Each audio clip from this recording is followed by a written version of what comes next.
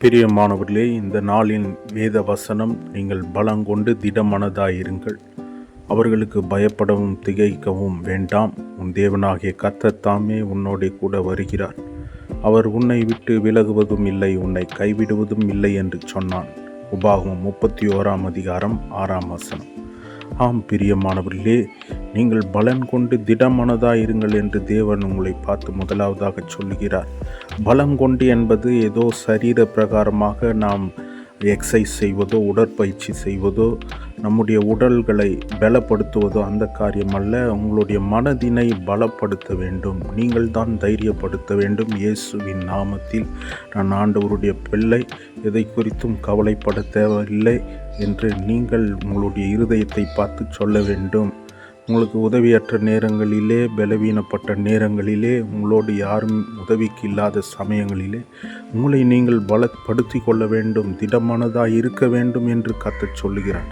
ஏனென்றால் ஆண்டவர் ஜீவனுள்ள தேவன் என்னோடு இருக்கிறார் என்பதை நீங்கள் விசுவாசித்து உங்கள் மனதை பலப்படுத்தி கொள்ள வேண்டும்.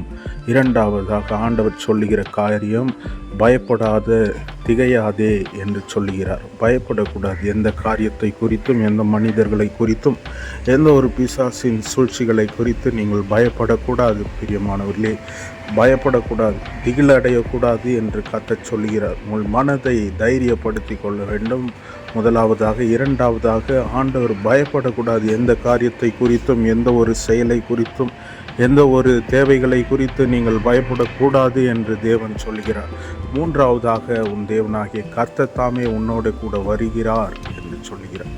ஆண்டவர் நம்மோடு எப்பொழுதும் வருகிறார் என்ற ஒரு எண்ணம் இருக்க வேண்டும். ஆண்டவர் நம்மோடு கூட இருக்கிறார் என்ற ஒரு எண்ணம் எப்பொழுது இருக்க வேண்டும். பிரியமானவர்களே, நாம் தனிமையிலே இருக்கும்போது, நாம் உதவியற்ற சூழ்நிலையிலே காணப்படும் பொழுதும் கூட தேவன் நம்மோடு இருக்கிறார். கர்த்தர் என்னோடு இருக்கிறார். கர்த்தருடைய பிரசனம் என் மேல் இருக்கிறது. கர்த்தருடைய ஆளுகை என் மேல் இருக்கிறது. கர்த்தர் எனக்காக யாவையும் செய்து முடிப்பார். என்று கண்ட எகிப்தியனை நான் இனி காண்பதில்லை போன்ற அநேக வேத வசனங்கள் வேதத்திலே கொடுக்கப்பட்டிருக்கிறது. அவைகளை நீங்கள் உங்கள் மனதிலே வைத்து அதை யோசித்து சிந்தித்து உங்களை திடப்படுத்தி கொண்டு, தைரியப்படுத்தி கொண்டு, கலங்காமல், பயப்படாமல், திகையாமல் நீங்கள் முன்னேறி செல்ல வேண்டும். உங்களோடு ஆண்டவர் எப்பொழுதும் இருக்கிறார். ஹல்லேலூயா. உங்களை கைவிட மாட்டார் என்கிற ஒரு நம்பிக்கை உங்களுக்குள்ளாக இருக்க வேண்டும். அதற்காக தான் சொல்லுகிறார், நான் உங்களோடு இருக்கிறேன், நான் உன்னை விட்டு விலகுவதில்லை என்று சொல்லுகிறார். விலகுவதில்லை என்றால் என்ன? அவருடைய பாதம் நம்மை விட்டு கடந்து செல்லாது. பிரியமானவர்களே, மனிதர்கள் கடந்து விடலாம், நண்பர்கள், உறவினர்கள் கடந்து செல்லலாம், ஆனால் ஆண்டவருடைய பாதம் நம்மோடு தான் இருக்கும். ஆண்டவர் நம்மோடு அமருவார், நம்மோடு உட்கார்ந்து கொண்டு இருக்கிறார், நமக்குள்ளாக இருக்கிறார், எனக்குள்ளாக இருக்கிறார், உங்களுக்குள்ளாக இருக்கிறார் என்ற நம்பிக்கை உங்களுக்கு வேண்டும்.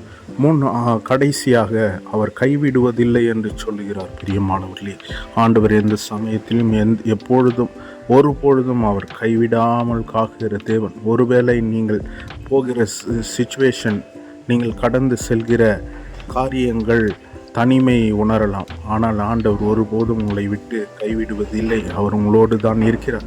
அவரை சரீர பிரகாரமாக காணவில்லை என்றாலும் அவர் உங்கள் விசுவாசத்தில் இருக்கிறார். அவர் உங்கள் நம்பிக்கையில் இருக்கிறார்.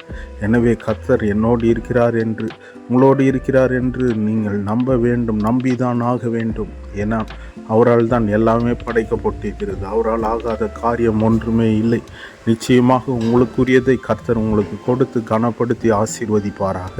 நாம் இப்பொழுது ஜெபிக்கலாம். பிரியமான எங்கள் தேவனே, அன்பான தேவனே, ஆசீர்வாதத்தின் தேவனை, பிதா, குமாரன், பரிசுத்த ஆவியானவர் நாமத்தினாலே இந்த வசனத்தை, உபாகமம் 31:6 ஆண்டவரே, ஒவ்வொருடைய பிள்ளைகளுடைய வாழ்க்கையில் இருக்கிற பயங்கள் நீங்கி போவதாக, திகைப்பு, கலக்கங்கள் நீங்கி போவதாக, அவர்களை திடப்படுத்தும், பலப்படுத்தும் ஆண்டவரே. அவர்களுடைய காரியங்களை வாய்க்கச் செய்யும். கர்த்தர் நீர் எப்பொழுதும் அவர்களோடு இருக்கிறீர் என்பதை அவர்கள் உணரத்தக்கதான ஒரு நம்பிக்கை, விசுவாசம் வருவதாக. அவர்கள் வாழ்க்கையிலே போராடி கொண்டிருக்கிற எல்லா விதமான காரியங்களும் ஆண்டவரே அவர்களை விட்டு விலகி போனாலும் கர்த்தர் ஆண்டவரே, கர்த்தர் நீர் விலகாத தேவன் அவர்களோடு இருப்பீராக. ஆண்டவரே, என்னென்ன காரியத்தை குறித்து கலங்கி கொண்டு இருக்கிறார்களோ, பயந்து கொண்டு இருக்கிறார்களோ, திகைத்து கொண்டு இருக்கிறார்களோ, ஒவ்வொரு காரியத்திலும் தகப்பனாகிய இயேசு கிறிஸ்துவின் நாமத்தினால் அவர்கள் ஜெயம் எடுக்க கர்த்தர் உதவி செய்கிறார். ஆண்டவரே, நீர் ஒருவரையும் ஆண்டவரை விட்டு விலகி செல்லுகிற தேவன் அல்ல.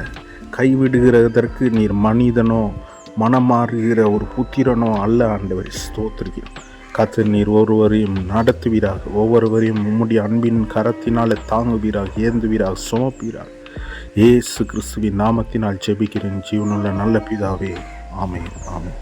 கர்த்தர் தாமே உங்களை ஆசீர்வதிப்பாராக. இந்த சேனலை தயவு செய்து சப்ஸ்கிரைப் பண்ணிக்கொள்ளுங்க. அநேகருக்கு ஷேர் பண்ணுங்கள், லைக் பண்ணுங்கள். மற்றும் அநேக கர்த்தருடைய வார்த்தைகள் ஒவ்வொரு நாளும் இந்த யூடியூப் சேனல் மூலியமாக ஒளிபரப்பப்படும்.